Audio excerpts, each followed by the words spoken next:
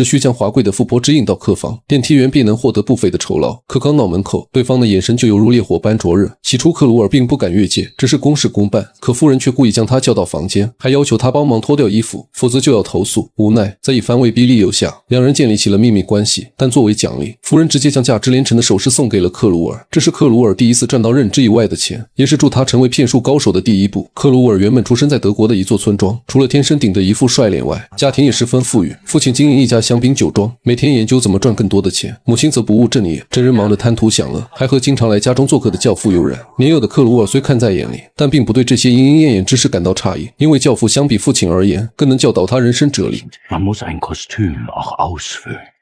Und dazu gehört Leiden. 年幼的克鲁尔不理解这句话的含义，还会在山顶举杯庆幸生来不凡，但上天总会可以安排一些事来提醒你，人生并非一帆风顺。于是在克鲁尔10岁那年，父亲因为经营不善，香槟帝国一夜崩塌，还欠了很多外债。当晚父亲叫克鲁尔进房叮嘱道 Nicht von einer Bank, nicht von reichen Leuten, Nicht von Reichen, und von keiner Frau.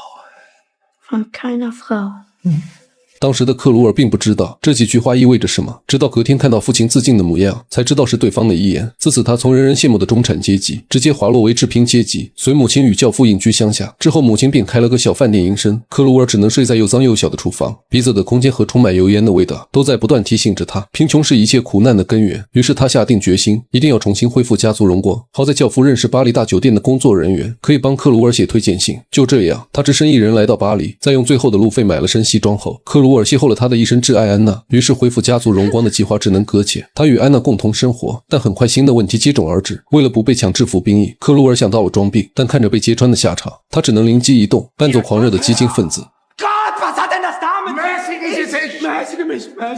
一番掷地有声的发言，所有人都被克鲁尔的身世唬住，只能以精神失常为由拒绝了他的入伍。就这样，克鲁尔再次逃过一劫。自此以后，他与安娜越来越珍惜在一起的日子，但安娜并没有让爱情冲昏了头脑，两人都没有固定的收入来源，窘迫的生活也是必会将人的灵魂抽干。于是他决定放任克鲁尔前往巴黎，虽然不是分手，但离别的伤感却无比真实。而克鲁尔望着安娜离去时的背影，他在心中暗自发誓，势必要谋划一场惊天骗局，让女郎过上挥金如土的贵妇生活。于是他来到了巴黎大酒店，旋转门不断吐出裹着香水味的风，令克鲁尔心潮澎湃。在望着酒店里络绎不绝的名门望族，他隐约觉得自己能在这片土地上大展拳脚，但现实却给了他一个重重的耳光。他被分到像猪圈一样的群居宿舍，行李刚放下就被领班敲打。克鲁尔无论是正规途径获得的薪水，还是灰色收入，他都要分走一半。而此时的克鲁尔还没意识到这个世界没有公平可言，于是次日他就将领班勒索自己的事情告诉了经理，但经理和领班同流合污，当场就给了他一个下马威，警告如果还有下次，就让他卷铺盖走人。克鲁尔只能尴尬一笑，随后反手举报到总经理那里。但没想到的是，对方竟也劝他要遵守规则。在意识到这个社会毫无公平可言后，克鲁尔决定放下身段，而很快凭借出众的样貌，他被欧普夫人看上。起初他并不敢过火，但在一番威逼利诱下，克鲁尔妥协了，并得到了丰厚的报酬。而晚上领班搜身时，克鲁尔交出了首饰，领班要求他拿到古董店卖掉，但无论多少他都要筹走400，克鲁尔只能答应。可当去了典当行后，价格却被压到了200。克鲁尔瞬间意识到这几个人都是一伙的，他拿了胸针转身就走。老板提醒他，如果今天走出了这扇门，整个巴黎城没人会收他的货。克鲁尔思考一番后，答应了老板的条件，但也留下了一句话： Sie lassen die Möglichkeit außer Acht, dass diese Brosche und dieser Ring nicht der 100. Teil dessen sein könnten, was ich Ihnen anzubieten habe.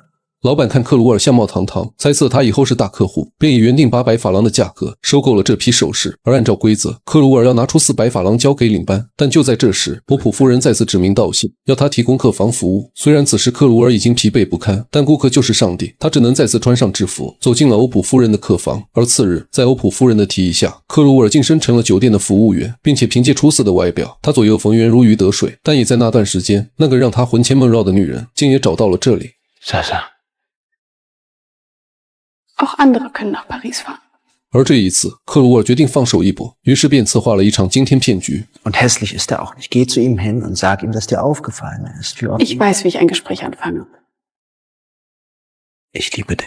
安娜若无其事地经过侯爵，然后假装将手帕丢下，等侯爵为她拾起时，两人目光交汇，而爱情的种子也在看不见的地方生根发芽。最终在一段时间的接触下，侯爵无可救药地爱上了安娜。而接下来便轮到克鲁尔上场了。为了制造合理的偶遇机会，他穿上西装打上领带，来到一家高档餐厅，又向服务员递了几美金，获得了坐在室外的机会。而拥有雕刻般五官的克鲁尔果然吸引到不远处侯爵的目光，因为从他的相貌气质上推断，他绝对不是一般人，于是便主动与他攀谈起来。而克鲁尔自然不会拒绝送上门的猎物，接着便讲出了自己的故事。他原本出生在一个富裕的家庭，但在10岁那年，父亲因资金断裂，香槟帝国一夜崩塌，不久后便选择了轻生。眼看生活一落千丈，他只好来到巴黎寻求一番新的事业。可在半路上，他遇到了自己的此生挚爱安娜，那段时光是他人生中最充实热烈的。可安娜并没有让爱情冲昏了头脑，她深知窘迫的生活会将人的灵魂抽干，于是决定主动离开。Du bleibst hier stehen, zieh dir die Leute an, genieß die gute Luft.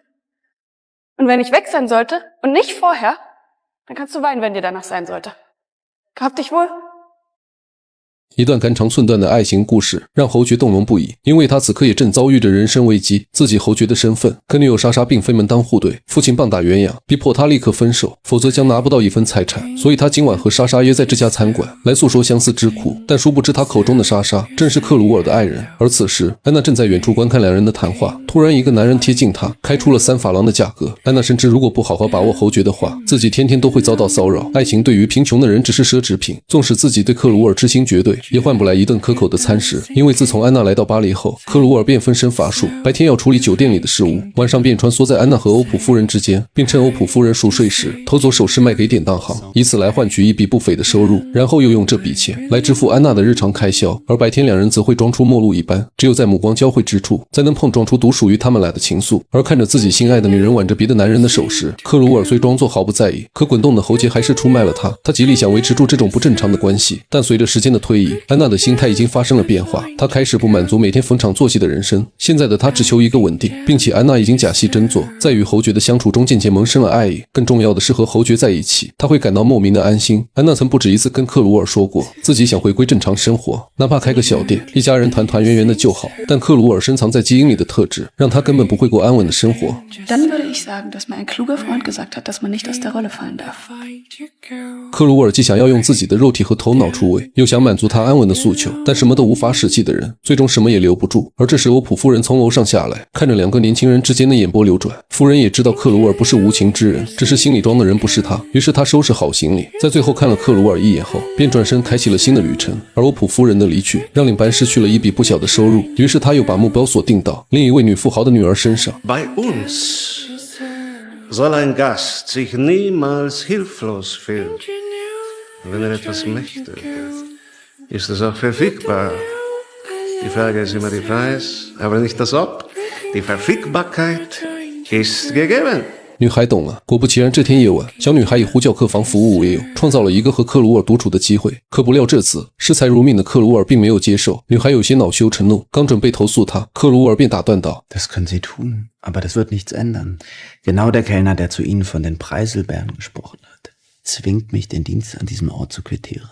果然等女孩追出来时，就看见领班在威胁克鲁尔。于是第二天，女孩带着家人投诉了领班，告他猥亵了自己。看着被扫地出门的领班，克鲁尔悟出了一个道理：巴黎酒店就是人性的具象化。瑰丽的水晶吊灯将来往人影切成碎片，香槟塔在来往的笑声中坍塌，高脚杯研出的唇印像未愈合的伤口，渗出欲望与谎言的脓。如果自己继续在这里工作，迟早要被同化成和领班一样的人，并且自己与安娜的生活理念背道而驰。他想要放荡不羁，尽可能捞到更多的钱财，而安娜是一心求安稳的女人，所以还不如潇洒放手，趁早送她一个美好的婚姻。故事讲到这，侯爵终于意识到这是一场针对于自己的骗局，并且克鲁尔口中的安娜正是自己的爱人莎莎。但这个圈套他一定要钻，因为通过克鲁尔的故事，他想到了一个万全之策：如果两人的身份对调，所有的问题都能迎刃而解。克鲁尔用自己的身份出国深造，而自己用克鲁尔的名字和莎莎远走高飞。等1年后，他回国继承父亲的财产和莎莎成婚，再给克鲁尔2万法郎作为报酬。这样一来，两人的目的都能达到。这次克鲁尔通过自己精心编织的谎谎言，成功诱导侯爵完成了这出瞒天过海的好戏。而第二天，当克鲁尔和莎莎在火车上碰面时，他再也控制不了情绪，一把将莎莎拥吻在怀中，直到侯爵匆匆上车后，两人才依依不舍放开对方。克鲁尔将这些年偷来的财物都给了莎莎，足以保证他们半年内衣食无忧，而侯爵则带来了他所有的身份证件和资源。随后列车一路向北，转眼就到了下车的地方。而情人的离别总是伤感，克鲁尔低头想要最后亲吻一次莎莎，但还是只说了句Ich wünsche Ihnen ein langes und glückliches Leben mit Felix Krull. Sasa, wir müssen aussteigen.